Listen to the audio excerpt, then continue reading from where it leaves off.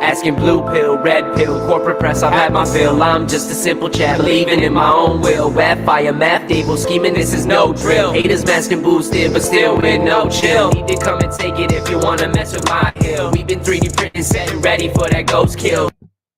Welcome back to the Maple Pill. Hope you guys are having another fantastic day. And we've got lots to cover in the world of Canadian politics today and just kind of the Canadian news cycle. In fact, before we jump into our full course of Maple Pills, I've got a request for you guys. So I'd love to make more episodes of the Maple Pill discussions. Again, reminder, that's the show I released only on BitChute and Rumble. So if you guys are watching this on Facebook or YouTube right now, definitely go over and check out the Rumble or BitChute channel. Myself and Andrew Hines, I think we had about an hour and a half long conversation just discussing, the state of the world, our perspective on it, and how we were trying to put ourselves in the best position possible. I would love you guys to recommend who else should I have on the show, right? Who would you like to see? Ideally, they're Canadians, they're a little counterculture, or they're definitely not pulling the mainstream narrative. And they're also focused on real solutions, right? Taking control of their lives, taking control of their personal situation so that they can better it for themselves, their family, and their loved ones. Let me know in the comment section. I would really appreciate that. But let's jump into the Maple Pill with that being said. And before we even get into our first Blue Pill story of the day, I literally saw this. This just came out like 20 minutes ago. So this is the only link you're not going to find in the video description down below.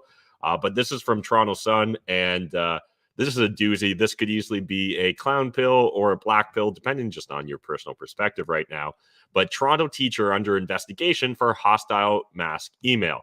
You guys have heard me, rant and rave a little bit about how I'm no fan of the current education system by any stretch of the imagination. And even pre-COVID, I don't think that the existing education system was creating as much benefit as they often will push or promote. However, during the COVID era, I think it became very obvious that if not a majority of teachers, that certainly a majority of teachers' unions and union officials, as well as at least a minority of teachers, they seem to actively dislike your children. Like they literally, I don't know. Like to me, it almost feels like the way people would treat machinery at work, right? So I spent a lot of my summers, growing up and stuff, working in kitchens, and people would be a little bit harsh on the dumpster, say, right? It's the end of the night, you're taking out your garbage bag, you might whip it at the dumpster or throw it in, things of that nature.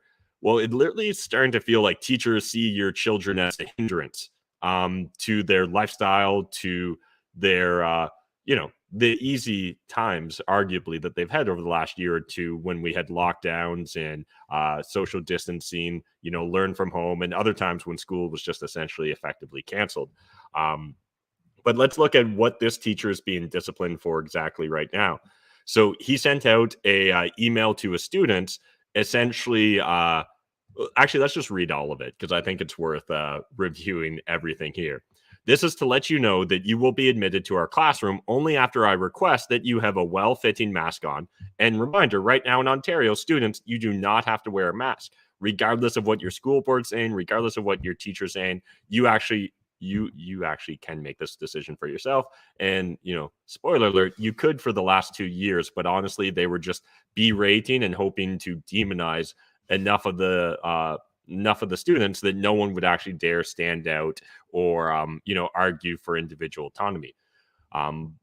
But again, this is it right now when you are absolutely allowed to go to school without a mask, even according to the government. This is to let you know that you will be admitted to our classrooms only after I request that you have a well-fitting mask on, and that it will be kept on over your nose throughout your time with me, the email from Gladstone to students sent over the weekend said. You will also continue to abide our backpacks down, hands washed with soap, get seated protocols. This policy also appears to be in Gladstone's creation, as there's currently no mandatory Toronto District School Board hand washing policy related to COVID-19. Gladstone added, if you object to this request, and if you are okay with infecting me and others, maybe even killing me, no problem, ... You do you, ... Seated in the hallway, outside our classroom, not wandering, I'll pass you some work to complete. So let that sink in that that's the perspective this teacher's taking, but it actually it arguably gets worse in my opinion. And this is the progressive narrative being spewed out of this teacher's mouth, in my opinion. The message explained that in this pandemic epic, as a responsible Canadian citizen, you must be utilitarian, not libertarian in your thinking and behavior. That means caring about and protecting the societal collective, not feeding the ego of selfish, ignorant individual.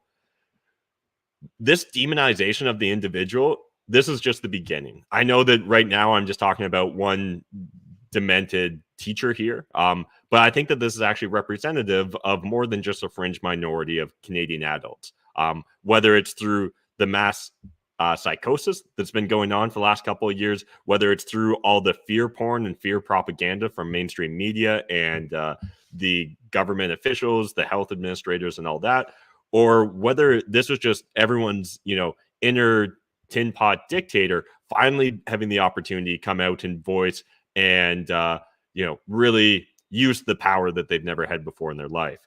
This idea, though, that we have to be utilitarian, that it's all about the societal collective. No, like the same people here that are going to tell you, like, forget your rights, libertarians are evil, selfish, are the same people that are going to be fighting for social justice warrior causes that are going to talk about minorities and minority discrimination.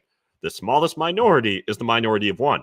And so if you're going to discriminate against individuals and individual sovereignty, you're discriminated. Like, there's no line you wouldn't pass in order for this utilitarian narrative, right?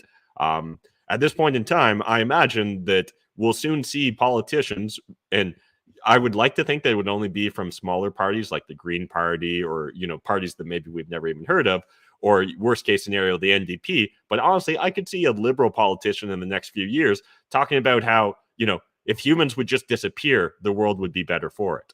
Because that's the direction we're going in when it comes to climate alarmism, ESG scores, all that jazz. This is really just the beginning here. And anyways, I didn't want to start off too dark here, but this was just such a wild story that I didn't want to leave it out of tonight's coverage, because this is why you need to get your kids out of the public school system.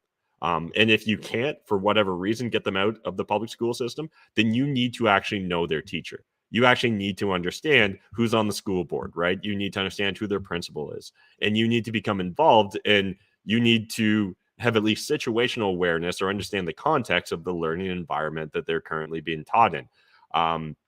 Because if a teacher feels comfortable sending this email out to high school students, what would they be comfortable saying or doing when it's not on the record, right? Like, I imagine this teacher understood that an email, could be shared with people outside of those he was directly sharing it with. So the fact that he would send out this email is wild, like literally blows my mind. But again, that's literally just the state of affairs in Canada. And speaking of the state of affairs in Canada, our first blue pill story from the post-millennial, it is what it is. Trudeau, transportation minister, says no plans to update travel and masking policies. We covered this briefly yesterday, last night, because it was a breaking story, but the U.S., essentially a federal judge stated that mask mandates on planes and transportation in the U.S. was unconstitutional, so it got thrown out, and immediately people stopped wearing masks at the airport and on airplanes. And while anecdotally speaking, it still sounds like half or even a majority of people are still wearing masks, it's important to understand that the U.S. is slowly opening up. Most of the world outside of China, and sadly Canada at this point in time, they're moving on from the COVID narrative. Now, again, there are isolated examples like Italy and a few other European countries. They're also going batshit crazy. But it's so interesting when we juxtapose this against any other country, right? Like, it seems like most countries in South America, most countries in Africa, and a lot of countries in the Middle East, if you've got more pressing concerns in your society, it seems like COVID barely exists. It's barely a blip on the radar. Whereas if you've got nothing better to do as a society than navel gaze, COVID becomes this health crusade, right? This utilitarian crusade. So just want to highlight this because the Canadian government has no interest. And if you guys want to read just more of the general bullshit, I'll link to the post-millennial article below. But this does not surprise me that this is the position Algebra would be taking here. I think that he fits in perfectly in Justin Trudeau's New World Order and is a perfect fit for his cabinet. So not surprised by his perspective on this at all. Although I am a little saddened that literally more than 2 years into this pandemic, still as an unvaccinated Canadian, you cannot go on an airplane, you cannot go on a train. Your country doesn't want you to leave it, and they're going to demonize you if you return home. Yeah. Remind me why we pay so much in taxes again, just to be shit on by our own government. Toronto Star, Liberal leader Stephen Del Duca says he would ban all handguns if elected June 2nd. Honestly, whenever I hear anything about Del Duca these days, it honestly is always just like, I'm like, this guy feels like a meme, right? It doesn't feel like serious politics. What serious issue? Like, does Canada really have a plethora of legal handgun owners causing crimes? Well, if you look at the statistics, that's definitely not the case, right? And it's not just everyday citizens that are being harmed in gun crime in Canada either. Now, again, there are edge case scenarios where that is the case, but like Del Duca is also the same one that under no circumstances wanted kids going back to school, and then under no circumstances want kids being unmasked, and now under no circumstances does he want handguns to exist if he was to become premier of of Ontario.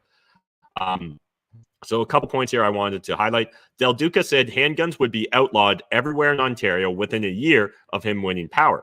But what's kind of interesting is, the Solicitor General, Sylvia Jones, office emphasized the Tories have been working with police and municipalities to reduce gun crimes. The statistics are clear. Over 80% of guns being used in crimes are obtained using illegal means, including from across the border. And half of the gun-related deaths in Ontario are gang-related, Jones' office said in a statement. So it seems like we don't really have an issue with legal, law-abiding handgun owners here in Canada, or Ontario to be more specific. It's really to do with criminals. And you know what criminals don't pay attention to? Your rules and regulations. So this is all just grandstanding, and I don't know, maybe it's just a way for him to try and distinguish the Liberal Party from Doug Ford's Conservatives, because honestly, when you squint, you can barely tell the difference between a Liberal or a PC in Ontario politics, and sadly, for the most part, even in federal politics these days. But maybe that'll change if we see new leadership come to play. But I don't. Honestly, it just kind of feels like Del Duca wants to be irrelevant. Maybe I'm misinterpreting it. Maybe his base is just frothing at the mouth, loving everything that comes out of his mouth, but definitely not speaking to me. Next from True North, Canada is moving in the right direction. Lauds lockdowns for cutting emissions. And this is something that I think we need to be paying attention to in the mainstream narrative, and particularly what's coming out of politicians' mouth. As we move into the next big moral crusade, which we're moving on from COVID, regardless of whether the Canadian and Chinese governments want us to or not. And, the war in Ukraine is eventually going to fizzle out, regardless of what the outcome is. Best case scenario for the war hawks and the blue check marks in mainstream media is that this is just a protracted proxy war that plays out in that space. So we need a bigger conflict. And climate change, climate alarmism is going to be that conflict, right? And what we're starting to see now, a lot of politicians, woke politicians, I should say, those that are very all in on net zero emissions, is they're talking about how the lockdowns and travel restrictions really helped us out with our emissions issues, right? And despite the fact that they try and poke and prod us, like livestock, to follow their desires through policy, right? Whether it's the carrot or the stick, and oftentimes they use a combination of both to try and get us to behave how they believe we should. A lot of politicians are lauding what went on during the lockdowns because it reduced emissions.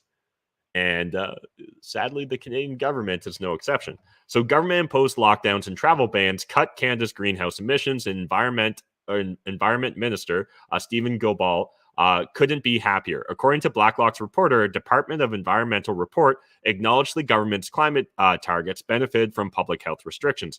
2020 was marked by COVID-19 pandemic, coinciding with a decrease in emissions, said the executive summary of the department's National Inventory Report 1990 to 2020. And honestly, I don't know how this plays out, and we'll all, witness this in real time together, whether it's through more policy decisions, right? Like whether they start to try and increase taxes or increase surcharges or penalties related to anything that, causes carbon emissions, or whether we see them move towards more of a social credit score, an environmental social credit score rolled out. This is definitely in the playbook of both the Liberals and NDP federal governments. So we all need to be paying attention here, because I think we're going to see them lean on this narrative significantly. So in response, Gobal described the drop in emissions as an achievement for Canadians. Progress happened step by step, said Gobal in a statement.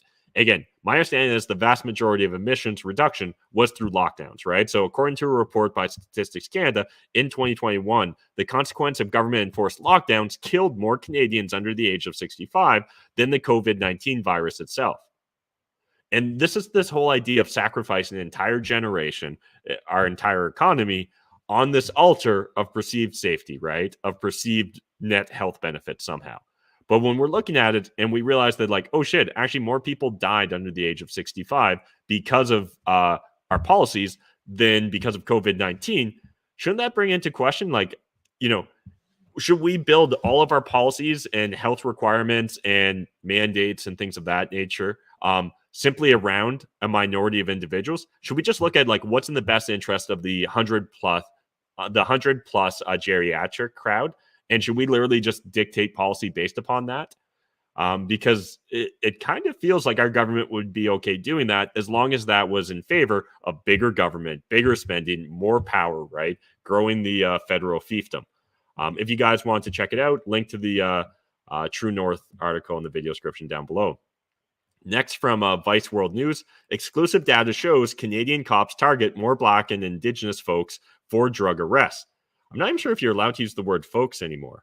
Didn't someone get in trouble for that? But anyways, this is an interesting article from Vice. Again, I'm not a big lover of government, police, anyone that really wants to reign over me. Usually isn't high on my list of personal preferences. Now, one thing I will say here, though, there's a couple of things that are interesting to point out. So one, I do think that Vice has a bias here, and they really want to force this narrative, regardless of what the data says. And that's one of the biggest issues about this is in Canada, we don't necessarily have comprehensive tracking systems, and we don't have my understanding is in the US, the FBI literally gathers from the vast majority of, police districts or cities, all this information about crime, and they're able to build out this giant database. We don't have anything similar in Canada. And so what Vice has done here essentially is request from individual cities their data, right? And several cities either didn't have the information or refused to provide the information. So one, there's a little bit of a selected this isn't necessarily representative of all of Canada, I guess is what I'm trying to say first. But certainly when you look at the initial data, it does seem like a disproportionate number of individuals that are, Black or Indigenous or visible minorities are, receiving more charges as a percentage, compared to their percentage of population. I'm not sure if I'm doing a great job explaining this, but you guys can check it out, the Vice article here. Because it is interesting when you look at, for example, Regina and Saskatoon here, which I think are two of the more extreme examples. We're looking at Indigenous and Métis being 52% of drug possession arrests. And this is from 2015 to 2021, and 48% are white. However, the white population represents 82% of the total population. So my understanding is this isn't adjusted, per 100 or per capita. This is literally just looking at straight up how many people were arrested, what percent does that work out to be?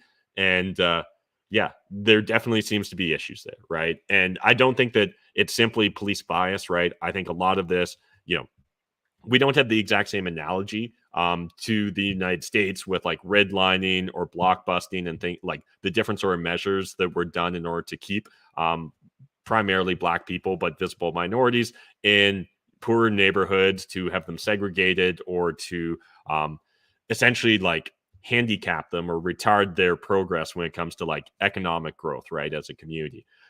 I think I think if we were to peel back the onion here, we'd probably find a very different but similar story when it comes to Indigenous and Métis individuals. This is one of the issues when we've got the reserve system, right? We've talked about this briefly previously on the channel, but the reserve system, this idea of like a state within a state where like you're a quasi citizen, but you've got some bonus rights but some other sort of restrictions.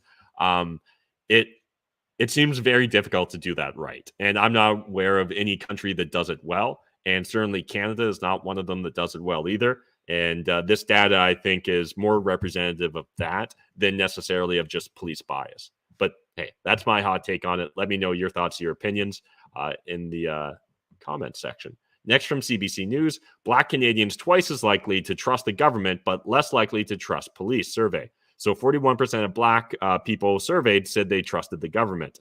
And honestly, I just want to point out, like, the police are the enforcement wing of the government, right? So if you don't trust the police, I don't see why you would trust the government personally. I'm just going to suggest to any of our Black fellow Canadians, don't trust anyone. I think that's one of the better policies here is like, don't trust the government, don't trust the police. As we were talking about in yesterday's video, these institutions actually, they shouldn't be demanding our respect, right, or our trust. They should actually be earning it, right? Credibility is earned. And right now, everything we've experienced for the last 2 years definitely shouldn't be making anyone associate government or police with credibility, in my opinion. Next from Canada News Media, 1/4 of Canadians have been infected with COVID-19, poll suggests. At first, I was like, this is interesting. I hadn't really seen any breakdowns of this. And so I was like, I was a little shocked. I honestly thought it would be a lot higher than 25%. But then when you actually look at this article, you're like, oh, so this is like a nothing burger because this isn't even like a proper poll. This was just an online survey. So the online survey of 1,500 Canadians conducted April 8th to 10th cannot be assigned a margin of error because internet-based polls are not considered random samples. So I don't even know why we use things like this would be like any of those random Twitter polls you see, right? Like if it comes from someone on the left, their audience like bombs it in their favor, right? If it comes from the right, their audience like bombs it in their favor. And why the fuck? This isn't even a conversation here, right? Like either do a proper poll and then let's talk about it, or get some, data from the federal government and understand, can we extrapolate based upon the cases that are being reported in either mainstream media or from each of the health bodies in each individual province. Yeah, then let's actually use this. But I don't know. This actually just frustrated me because I was like, and now you're just going to talk about a bunch of random policy stuff around a poll that doesn't even really make any sense. But enough of me complaining about blue pills. Let's move into the red pill. This first one's from the Toronto Star. This new project shows the terrible human cost of house flipping. Empty properties are more attractive to buyers, so sellers have taken steps to kick out renters into a harsh rental market. And essentially, this is a not like a feel-good story, but like an individual anecdotal story about a man who's lived in the same apartment for 32 years, or for more than 32 years, I think, in Vancouver, and he's paying far below fair market value for his rent because he's been renting it for the last 32 years. Now, the reason I want to point this out isn't because there's anything special about this story, but I think we're going to continue to see mainstream media double down on this narrative of demonizing Canadian real estate investors, and particularly landlords and house flippers.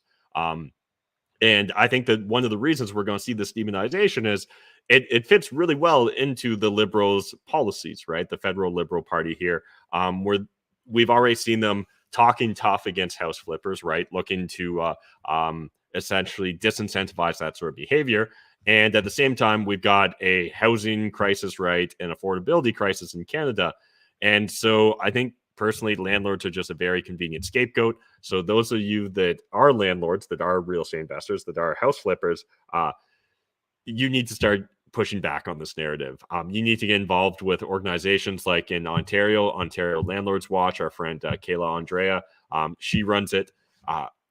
We need to make sure that both at the local, the provincial, and federal levels, the government understands that, like, hey, landlords are just another class of entrepreneurs, right? They're not demons. They shouldn't be demonized by you or the mainstream media. In fact, they're usually just reactive, right? They're not the ones setting policy. They're not the ones dictating what the Bank of Canada does.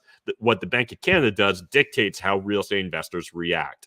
right? And so we've had terrible monetary policy for a really long time.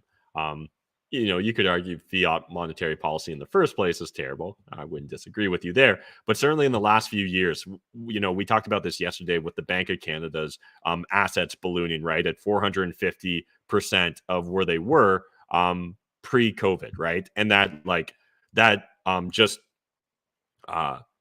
surpasses or eclipses anything else that any other G7 countries experience. So most of the rest of the G7, they're at 100% or less increase when it comes to their central or federal banks balance sheet, right, through quantitative easing.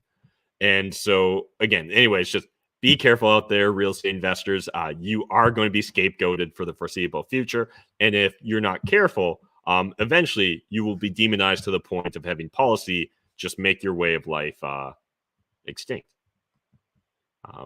Next from Better Dwelling, Canadian real estate prices are growing over 10x the rate of incomes. And again, just talking about that affordability issue, right? When we look at disposable income and we look at house prices, we can see that, since 2001 really is when they became extremely decoupled. And then since like 2016, again, further ramp up. And then since 2019, it's actually just been off the charts. So if you guys want to dive deep into this, link to the Better Dwelling article in the video description down below. Next from the Toronto Star, it's growth upon growth. Royal LePage sees house prices rising in 2022 despite cooling market. Now, there's a lot of different narratives going on there. I don't have a crystal ball, so full disclosure there. You need to do your own research. I wouldn't be surprised if we saw the real estate market soften substantially here in Canada, particularly if the Bank of Canada actually follows through on its the telegraphed rate hikes that are expected for the rest of this year. We're seeing out of the Federal Reserve in the United States, they're talking about 75 basis points, 0.75 isn't off the table. And if I remember correctly, the last time that we saw anything like that in the U.S. would have been in 1994. So we're literally talking, 30 years ago is the last time that we saw something like that in the United States. And so if we see the U.S. ramping up rates significantly, Canada's probably going to be lockstep with that as well. So anyways, just interesting. But I did want to share this because it's interesting to see Royal LePage getting more bullish on real estate when I'm hearing from a lot of other corners of the real estate world that people either are seeing it level off or even a softening right now. So just as house prices appear to be moderating, Royal LePage has revised its annual Canadian forecast upward to 15% from 10.5% nationally, thanks to the strongest first quarter results on record.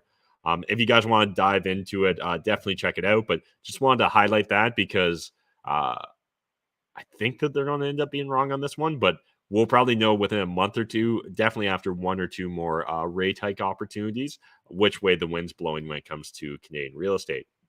Next from Zero Hedge, EU to impose full embargo on Russian oil next week will send price above 185, according to JP Morgan. And now if you're thinking to yourself, wait, this war in Ukraine's been going on for a long time. I thought we already fully embargoed Russia. Weren't we dumping out our Russian vodka? Weren't we seizing their assets and stealing their yachts? But we've actually still been trading with them and buying their oil for the last few weeks, for the last few months, actually, I should say. This has been going on a while now. It turns out that we have been, right? But EU is expected to fully embargo Russian oil, next week. And, it feels like gas is already pretty expensive. It already feels like we're seeing that inflation spill over into a lot of different sectors. Expect more of it, I guess, is really the takeaway here from Zero Hedge. Next from Blacklock's reporter. And this one, this is a nuanced conversation here, but this one really grinds my gears because I do believe that there are certain individuals in the Canadian Senate whose primary allegiance is not to Canada. So again, from Blacklock's reporter, threats of assault at Senate. Liberal appointee Senator Juan Paul Wu, BC, says he has been physically threatened over his sympathetic views on China.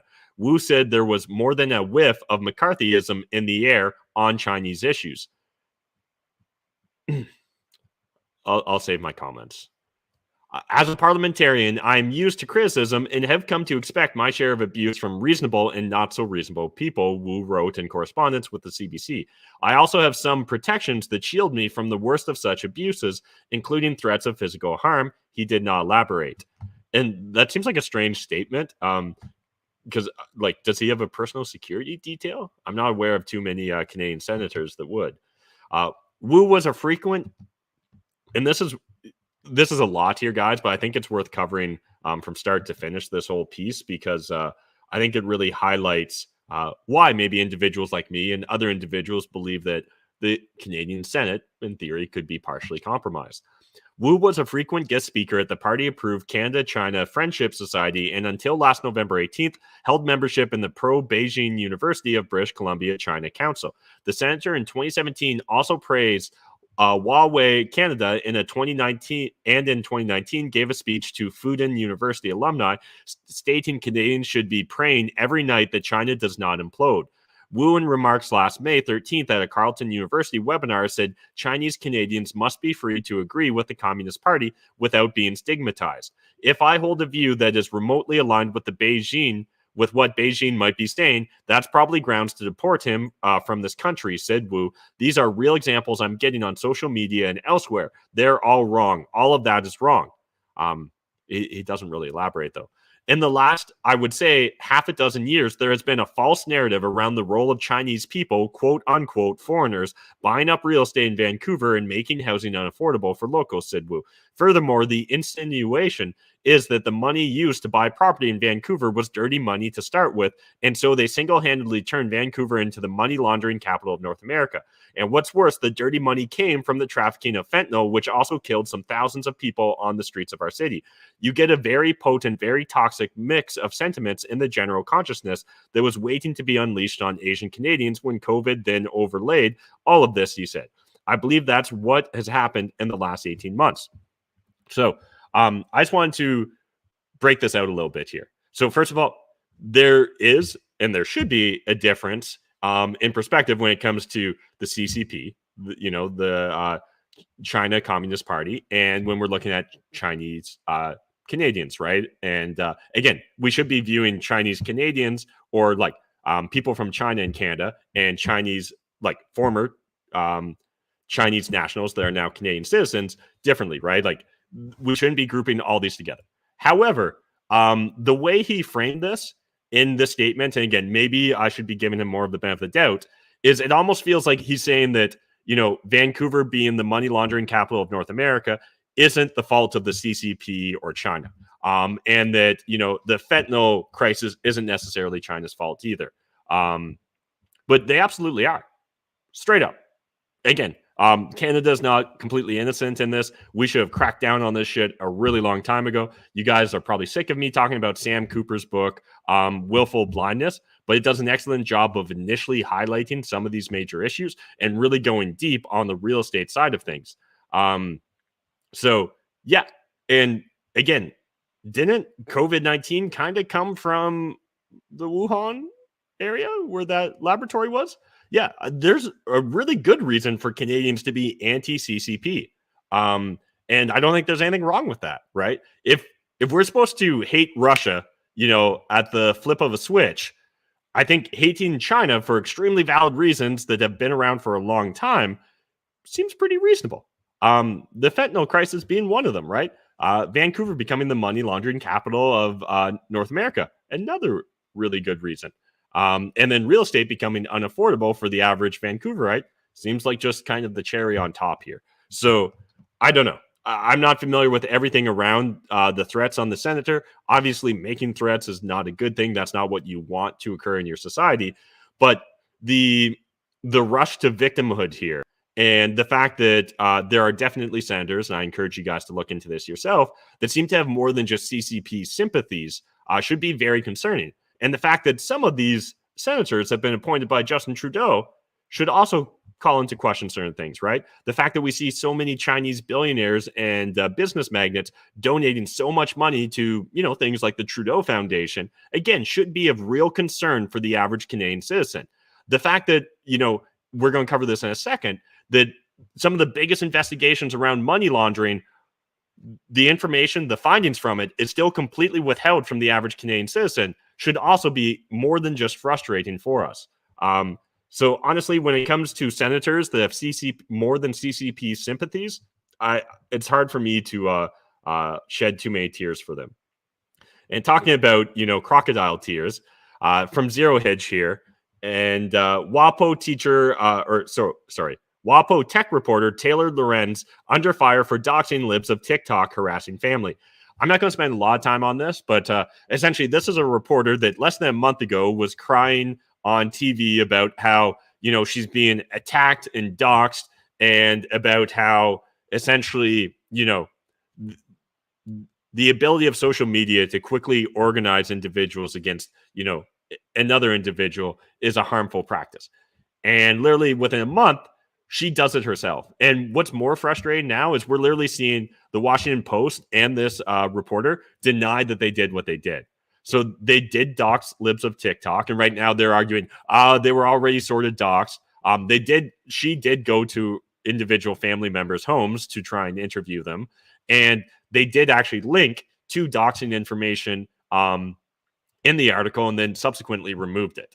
So this absolutely should be very concerning, because it seems like, again, how can I frame this? The blue check marks on Twitter only will use the rules when it's in their favor, and they will completely ignore them when it doesn't serve their purposes. And I guess it's really frustrating, because I think there's a handful of us that we honestly just never cheat when it comes to board games or card games or things like that. Because if we're not all playing by the same rules, like, what's the fucking point, right? If you're going to cheat, you're not a real winner, in my opinion. And so it's so frustrating, because it'd be one thing if this lady was like pure anti-dox. Okay, cool. Then don't dox other people. Or if she was pure pro-dox, again, that's something I'm at least willing to entertain, as long as it's not a direct call to violence against the person that's being doxed.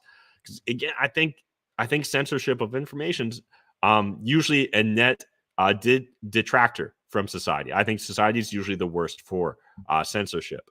But this is just like, the hypocrisy here is just wild.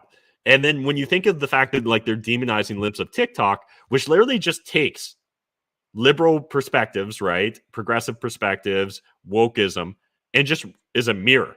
They literally will just like either highlight hypocrisy, highlight contradictions from the same people, or they'll actually just share their batshit craziness, right? Oftentimes it'll be TikToks that they're resharing. But yeah, just interesting to see this all playing out, I guess. Next, from the province, Russian troll farms aiming disinformation war at Canadian anti-vaxxers, global affair experts. Russia seems to go back to groups that are predisposed to agree with some of its positions, or at least with the idea that Canada should disengage from whatever is happening in Ukraine. And again, just the hypocrisy here, like, understand that the Canadian government absolutely has their own propaganda wing. And it's a lot bigger than we realize, right? And the same sort of techniques that we see the U.S. government demonize Russia for, the U.S. government is absolutely doing as well. So if you think that troll farms or bot accounts or things like that is a purely Russian or Chinese invention, and you don't think any of the alphabet soup agencies in the United States also use those practices, and honestly, if Canada was more competent when it comes to government affairs, we probably would too. I just imagine we're just sheer incompetence that's holding us back from doing so. But what is interesting is in this article, they highlight, I think down here at the bottom, but Kolga said Ottawa's information warfare defense is fractured in comparison, split between government silos with separate initiatives at Global Affairs, Heritage Canada, and the Privy Council office that tend to ignore civil society groups like this. And the reason I want to highlight this is for a couple points here, but the primary one is, the Heritage Minister literally believes, in Heritage Canada, literally believe that their job is to form your thinking, right? Like, they believe that their job is to censor things that aren't relevant to the utilitarian Canadian perspective, right? They believe that more censorship would create a better democracy. That's all we need to understand when we're looking at the enemy, right? They believe that either the facts don't support their arguments, and so they wish to obfuscate it, or they don't believe that they can make a strong enough argument to counterpoint the the counterfactuals that they're arguing are fake information or disinformation.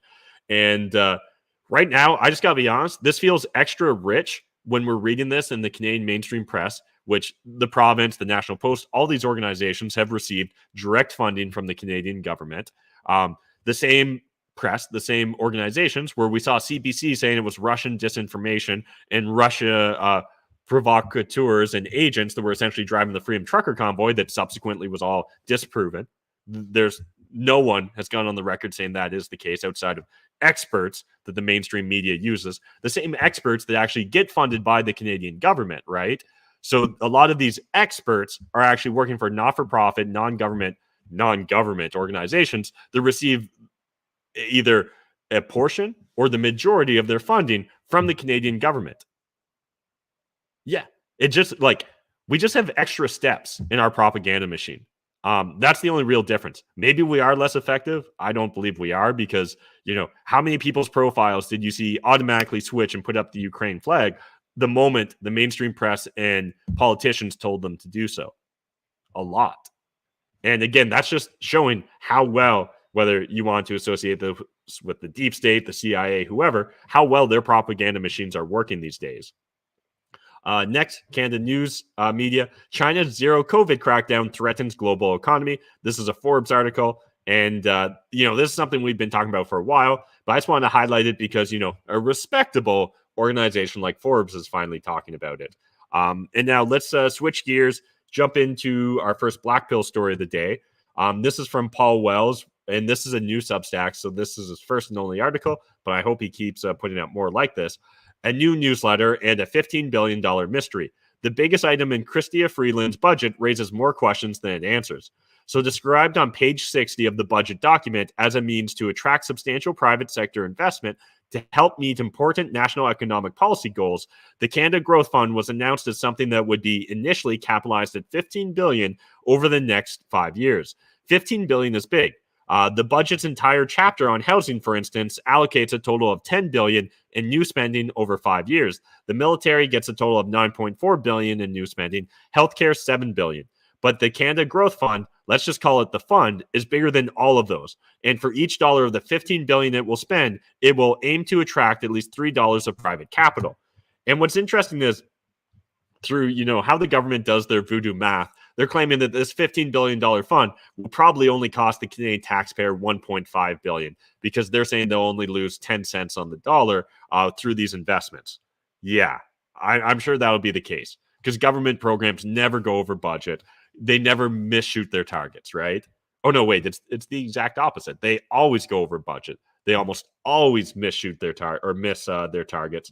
And if you guys want to do a deep dive on this fund, I really encourage you to do so because it's really well put together here by Paul Wells. But yeah, that $15 billion mystery, to me, we're going to see more and more of this obfuscation when it comes to government spending. We're going to see more funds, more initiatives, more programs, and it's just going to become this shell game that's almost impossible for us to track. But understand, like this money essentially is used for the government to pick and choose favorites, right? So, we don't like your ESG score. You're not going to get this bailout. You're not going to get this bonus. You're not going to get the government dole, right? The government dollars here. But that then means that the company that doesn't fit within the round hole that the government's setting, if they're a square peg, well, they now have to compete with a competitor that's given the leg up, right? The same way that when we look at, companies like True North, Rebel News, the Counter Signal, Spencer Fernando, all these non-mainstream media outlets for Canadians, none of those guys are getting money from the Canadian government. Meanwhile, the CBC is getting over $1 billion, and the rest of mainstream media is getting hundreds of millions of dollars spread out amongst, hundreds of news agencies. And again, we don't even understand who exactly gets what or how that spending is even dictated. There's going to be so much opportunity for government graft and government misallocation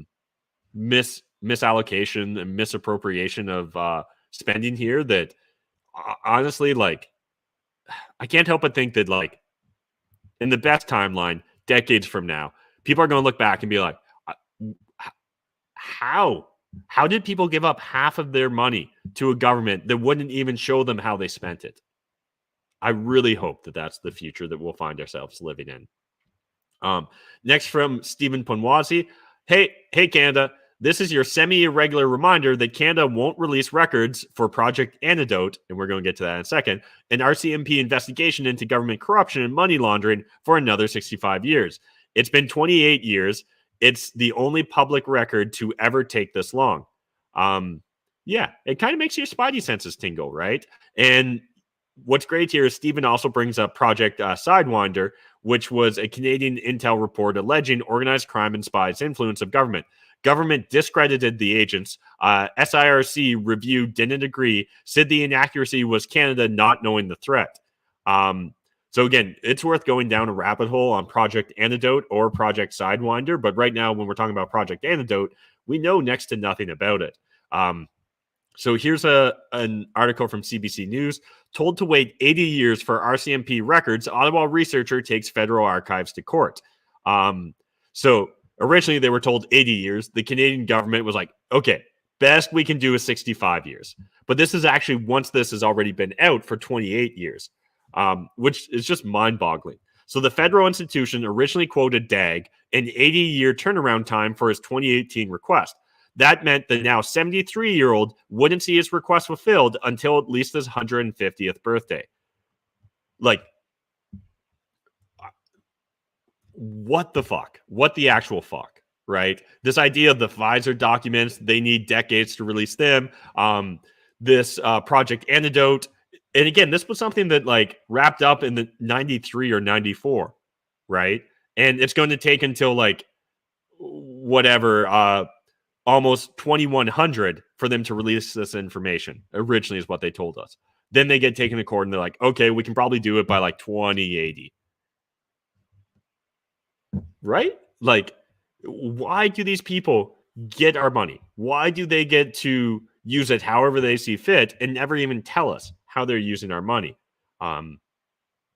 Just saying, maybe we should all just do like a tax strike. Obviously, I'm not endorsing that. That was a joke. Bob's your uncle. Canada's now more extremist than New Zealand. I didn't think that was possible. So yeah, Air New Zealand, they've scrapped their controversial no jab, no fly rule. So now Canada finds itself in rare company where we're one of the most, after China, authoritarian governments when it comes to COVID-19 policies. Well done, Canada. Justin Trudeau, you can hang that up on your mantle as one of your great accomplishments, destroying this country. Toronto Sun. This is going to bring us into a clown pill story that, honestly, I probably shouldn't be surprised, but this one surprised me. Woke diversity activists accused black man of sporting blackface. So they claimed that this dude here was wearing blackface. Turns out he's black. But what's really interesting is there was two people involved in this. One essentially apologized after the fact for their claim. The other one doubled down on it. So listen to this. However, I did not state that the person was white, he continued. It was assumed that was my intent, and perhaps it was, but nonetheless, looking on his Facebook page, it seems at the very least he is in darker makeup, if not blackface, or I'm completely mistaken, and it's the lighting of the patio. This is where we're at as a society, where CBC journalists now essentially have to Facebook creep you to find out what your ethnicity is, what your race is, in order to decide whether to invite you on their show because they've got a mandate to have more BIPOCs, right, on CBC News. And we've also got like wokus here that will just claim like anything. And they're so dogmatic that they don't care, right? And this was for like a charity fundraiser, right? This dude was hired as a DJ, and one of his accusers is saying like, well, he looks darker in that photo than his Facebook profile. The fuck are you talking about, bro? Like, oh my God. I don't know. We do live in the time or the age of hilarious. But let's move on. Let's get a couple of white pills in here. So breaking Canadian Constitution Foundation in court April 19th to 20th, fighting BC vaccine passports. And this is important because regardless of whether the rules and regulations are still in place, right? Regardless of whether they're still forcing vaccine mandates and vaccine passports on us, we need as a society to get to the bottom of whether this was acceptable behavior by our government and administrators. And honestly, if it turns out that our courts, that our politicians, that our press, and that the average Canadian is all okay with what's happened over the last 2 years, then honestly, those of you watching this, my fellow thought criminals, we're all going to be faced with really hard decisions in the near future. In my opinion, there's really only like 3 paths forward, I think. And this is me all shooting from the hip. So maybe I'm going to overlook some. One, you can get the fuck out and try and find a better jurisdiction. And honestly, I don't blame those of you that choose that. But when you find yourself in that better jurisdiction, you need to then become a freedom fighter still. And you need to make sure that that place doesn't become corrupted. Second is we're all going to have to care even more about politics. And we're all going to have to care more about policy. And we're going to have to try and take back our government, our courts, and our media in order to actually have any resemblance of a free society. Or third, you're going to have to like go off grid. You're going to have to be like in that episode of Rick and Morty where Rick is playing like a video game simulation and takes his character off grid, right? Like it's in like, you're going to have to just completely decouple from the existing systems and be like a freeman of the land or whatever. And literally like find alternative closed economies to participate in, find ways to opt out of all the tyranny. But I think that probably, particularly in a country like Canada, unfortunately, only buys you so much time. So again, sorry, this seems dark when I'm on a white pill story, but this is a good thing that they're still going to push forward to get to the bottom of this, because we need these precedents set. The same way that when we're talking about the Freedom Trucker Convoy and the Emergencies Act, we need an investigation and inquiry around that. Because again, even if it's a biased inquiry and they come out finding no mismanagement by the federal government, well, hey, we just got a little bit more transparency in how our government really views us then. And that's valuable. Next, I just want to highlight here, someone shared this on Bitcoin Twitter, and it's a fantastic breakdown of essentially, an entire library or a book set of books around, basic economics as well as a lot of Bitcoin.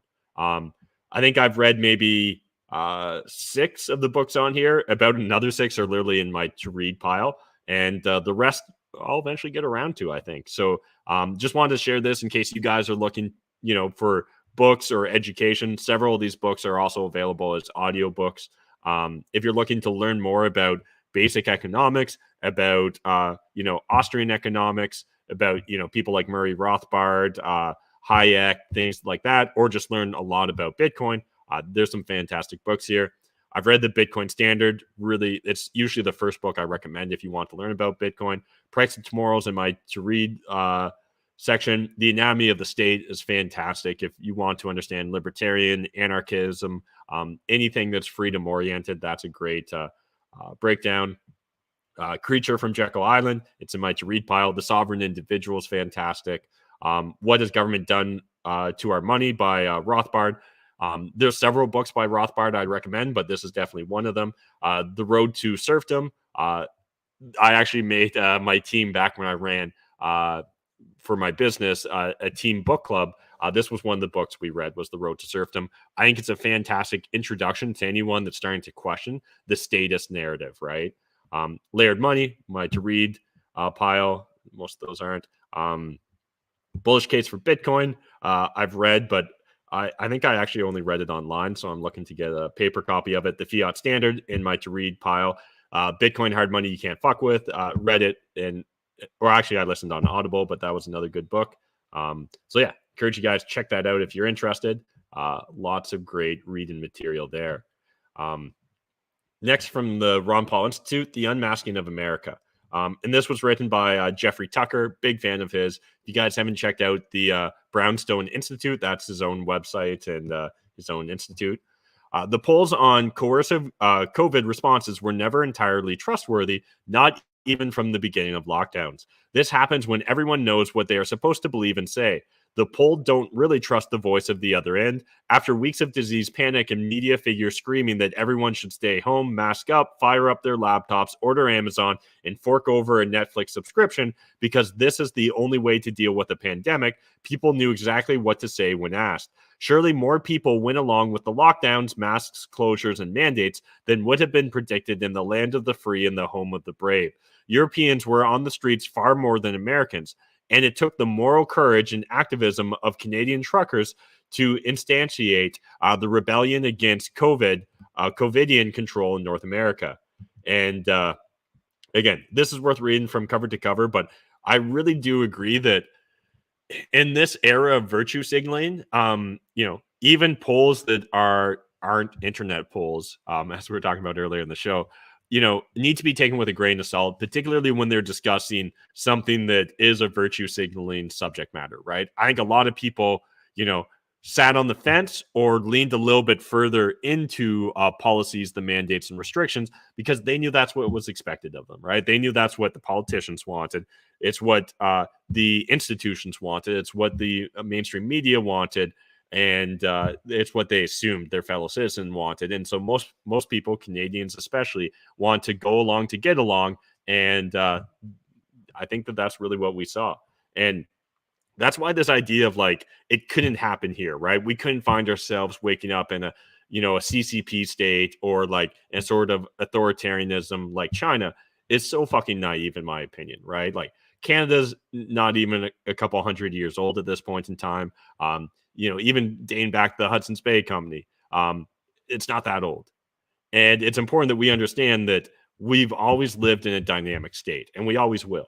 So I think it's really important that more of us gain, like, ideally, as things continue to open up, as the restrictions are eased, that doesn't mean that our duty or responsibilities to speak out are lessened by any extent.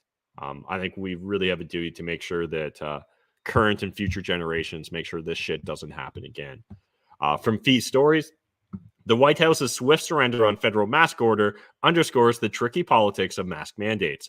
There's a reason the Biden administration is not fighting a federal judge's ruling that the CDC overstepped its authority with its transportation mask order. And I really do agree with the premise here on this article that there's a lot of politicking going on behind the scenes. And there's a specific reason why the Biden administration is not choosing to fight on that hill. And you know what? I'm happy for it. I'm glad they're not going to choose that hill to fight. Next from the Toronto Sun, Florida Governor DeSantis threatens Disney special status in Florida. And now I'm kind of two opinions on this. One, I don't think that Disney should be having this special status in Florida. So I'm glad that Ron DeSantis is going after them. The circumstances for which it seems like he's going after them, I think, there's a little bit of like, okay, if you're going to play politics, you have to live like you live by that sword, you die by the sword. So when Disney started attacking essentially DeSantis and the Florida government over their anti-groomer bill, and that's really what it was not allowing teachers to have private discussions, like secret discussions with children from K to grade 4 or grade 3 or 4, I forget now, about sexual identity, gender identity, sexual orientation, all that stuff.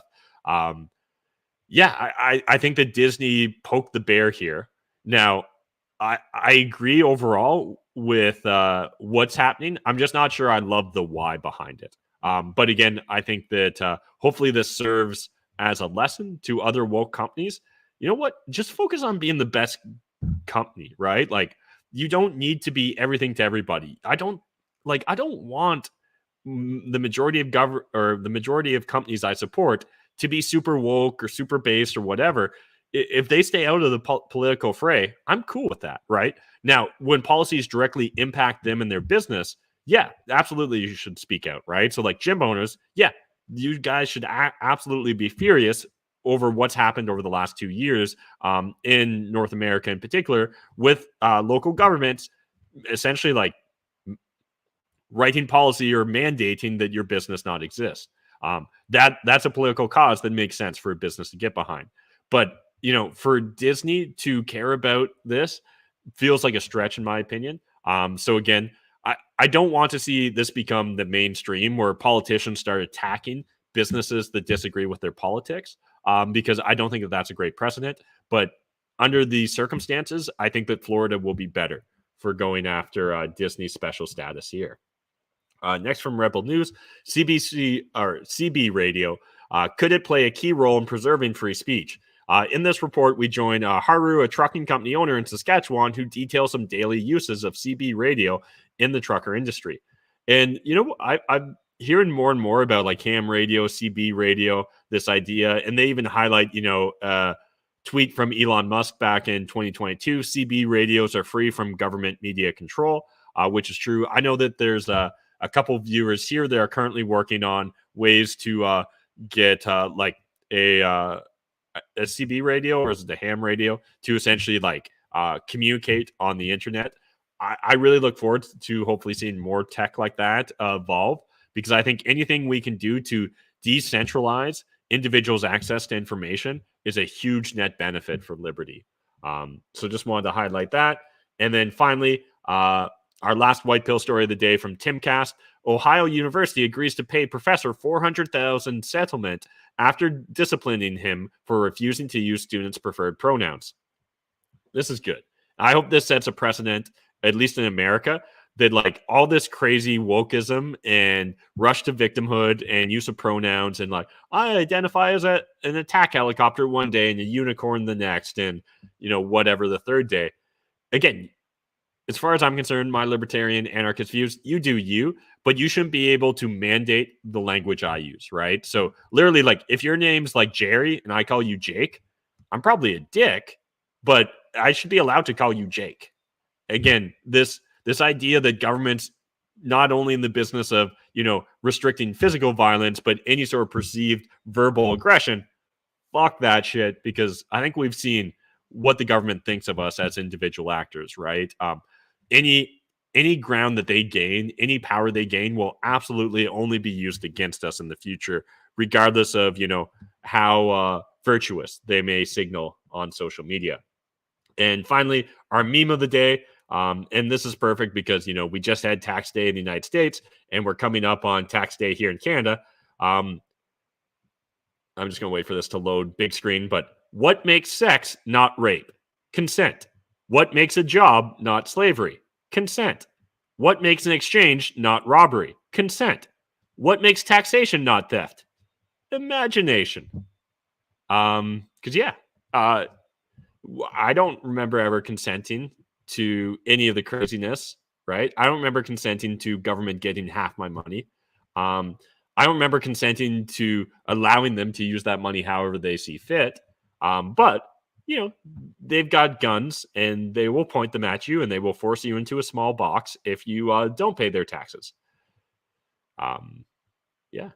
So anyways, that's the meme of the day. I hope you guys are having a good Tuesday. If you guys enjoyed this, smash the like button, hit subscribe if you're new to the YouTube channel. See a few of you jumping in the chat tonight. Appreciate that. Love it when it's always a two-way conversation. If you guys would like more Matt McKeever in your life, you can check me out on Instagram, Matt McKeever Unfiltered. And a reminder, I do upload these videos after they're live streamed on Rumble and BitChute. And I think this weekend I'm going to make it a special project of mine to figure out and pay the money so I can start live streaming on Rumble. And we'll see whether that gets me any more traction or attention on that platform, because the fact that I get single digit views on Rumble is a little demotivating. But if any of you guys currently, are familiar with the program StreamYard, let me know if you know of an easy way to stream concurrently on StreamYard as well as Rumble. Because right now I'm using StreamYard to come to you guys on Facebook and YouTube, and they've got no native integration with Rumble. So I'm not sure what's going to be the easiest way. I'm using OBS. If anyone's a tech nerd, I would love some technical support. Hit me up. Easiest way is either a DM on Instagram or hit me up on the Problems or Profits Discord, link in the video description down below, and really encourage you guys to join that community. But speaking of community, let's see what our chat community's got to say tonight. So we've got Dirty Burger in the chat. What's up? We've got Farsana. Hey, everyone. Matt, would love to see a video with you and JJ McCullough, who I've recently discovered, especially in the context of Bill C-11.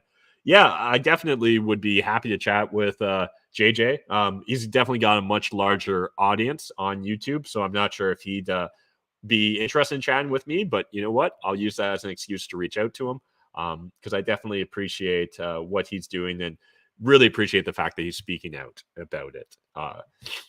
We've got Aislinn in the chat. Dirty Burger, that transportation minister looks like a little ugly troll doll. Yeah, and you got to be careful because that is the troll doll that essentially got Randy Hillier in all that trouble, right? Where essentially he claimed that Algebra was a terrorist, not because of his skin color or his ethnicity, but because of his actions towards, the Canadian public. But that was enough to get Randy deleted off of social media, and essentially he was then barred from being allowed to speak at the Ontario provincial legislature, right? And I think now that's one of the pillars of the government's one of the pillars of arguments being used to attack Randy in a court of law even now as well. We've got Sam San, what's up? Graham's in the chat. P58 running late today. Only 25% BS. Only 25% non-vaxxed. Dirty Burger, the libs only want big corporations renting out houses. Yeah, they really do want us to own nothing, right? And so while they'll demonize the small landlord or the small flipper, at the same time, they'll essentially give free money to organizations like BlackRock or Vanguard, which go and just gobble up real estate, right? They get preferential treatment. Essentially think of the Cantillon effect, right? Something that in some of those Bitcoin books I recommended you'll be exposed to. But the Cantillon effect is this idea that in a fiat monetary system, the closer you get to the printing press, the better off you are for it, right? So it's individuals on like fixed incomes that are the worst for it, and those closest to the big bankers that are best for it. Well, when we're thinking about giant REITs, when we're thinking about giant hedge funds and general funds, they're the ones that get preferential treatment from the major banks, right? They're the ones that get incentivized when quantitative easing plays out. And so, again, they're the ones that have been benefiting the most during this like unprecedented wealth transfer that we're seeing play out right now today. I haven't done enough research on it, but I've seen some people draw some interesting parallels to both what happened in the roaring 20s in North America, as well as what happened in the early 20s in Germany to what's happening today, right? At one point in time, my understanding is something crazy like 10 or 20% of the German population in like the very early 20s before their economy imploded were making their living off of speculation, right? So like whether that was like speculating in financial markets or speculating in other like commodity markets and things like that. And that's not healthy, right? And when I look at Canada right now, it feels like there's a lot of speculation in the real estate market. And when I look in the US, it seems like there's a lot of unhealthy speculation in like Web3, NFTs, DeFi, and things of that nature.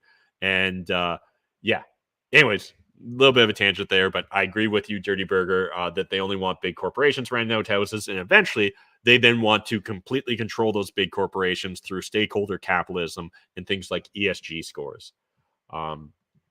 Just wondered what percentage of politicians are landlords themselves. Great question. And I don't know that, but we know that at least 1/3 of the liberal federal cabinet ministers do own rental real estate.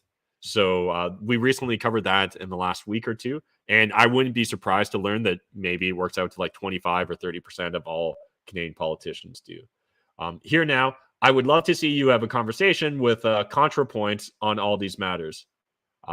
Is ContraPoints a person, or are you just saying like I should like steal man argument, my own arguments here? Because on my better days, occasionally you'll find me steel man arguing it, but yeah, I definitely don't do that on the regular. But I'll write down ContraPoints and check it out if that's an actual person, because I'm definitely open to discussing these things. Yazzie bro, Russia is the look over here, a squirrel. China, sale of AECL to SNC. Interesting. I'll have to check that out. I don't know if I've been paying enough attention to that. All right, and let's try this fucktard text platform again. Sale of ACL to SNC Lavalin sealed 60 years. Cough, U1 cough. Interesting. I'll have to check that out. I'm not familiar with it, so appreciate you putting that on my radar, Yazzie. We've got Sam San. I'm in mid 50s. The options are appealing, but at my age, so hard to decide what to do. And if I left, I would for sure be freedom fighter for Canada. But if the majority buys into Trudeau's BS, there is no hope. At that point, I would welcome a Trumpian invasion. LOL. Yeah, and I gotta be honest, I'm probably more culturally American than I am Canadian. If all of a sudden, tomorrow we woke up and there was just 10 more states added to the United States, and those were the 10 provinces, or 13 if the territories joined, or they joined Alaska or whatever, I'd be down for that. And again, it doesn't mean that immediately Canada has to go all hardcore based, but I would love to see more individual freedom across the board for Canadians. But even more so, I'd love to see the provinces exist more like in a federated system, right? Where they're actually more independent, individual provinces. The fact that Quebec gets so much in, I'm drawing a blank here, but essentially those, is it equalization payments or whatever they force Alberta to pay? All those crazy shenanigans help support the clown world that we find ourselves living in today. Sandra says, I have stayed on Facebook. So can watch you. Still trying to learn other apps. Appreciate the insight, Sandra. Please come to Kitchener-Waterloo area if you come to Southwestern Ontario. Appreciate Sandra, and we'll look towards doing that. Yeah, I don't know what the near future holds for me in events and travel and stuff like that, but certainly, now that we're kind of more back to normal and I can host events that are more in line with my personal views and preferences, I'm starting to get an itch for maybe more in-person meeting and hanging out. So I'll keep that in mind, and I'll keep all of you in the loop here, both on the Problems or Profits Discord as well as on these live streams once we've got some events to announce. Graham Griffin says federalism for the win. Agree. And P58 says, let's declare the war with U.S. and surrender. Yeah, I'm good with that. Let's a one-day war. It can be completely peaceful. We can hand them some maple syrup and whatever else. Give them some Mountie hats and call it a day. I'm in. But anyways, appreciate you guys hanging out with me on a Tuesday night, listening to me rant and ramble about my perspective on the world. It means a lot to me. And again, the biggest reason that I made this show was not just so I had an outlet to rant and ramble, but to try and create common knowledge, right? That, hey, you're not alone if you're questioning the mainstream narrative. You're not alone if you actually believe that the individual is important. And that, in fact, individual liberty and sovereignty is what got us to all the abundance we find right now, ourselves awash in the West. And that if we're not careful, tyranny and tyrants will be more than happy to take any and all freedoms from us. So again, just want to remind you guys, you are absolutely not alone. If you want to surround yourself with more like-minded individuals, check out the Discord. And otherwise, we'll be back tomorrow, same time, same place, 7 p.m. Eastern Standard Time for another episode of the Maple Pill. Tomorrow is 420, so either I'll do a special episode of it, or we'll maybe just go long and hang out. And if you guys are into it, we'll smoke some weed. If you're not, you can just, cut off the stream at that point in time. All right. Well, enough of this. Enjoy the rest of your night. We actually went a little bit longer than normal, but I guess I just had a lot to talk about. Appreciate you guys, and I'll see you tomorrow. Well, that was the wrong video. My bad. It's not Monday anymore.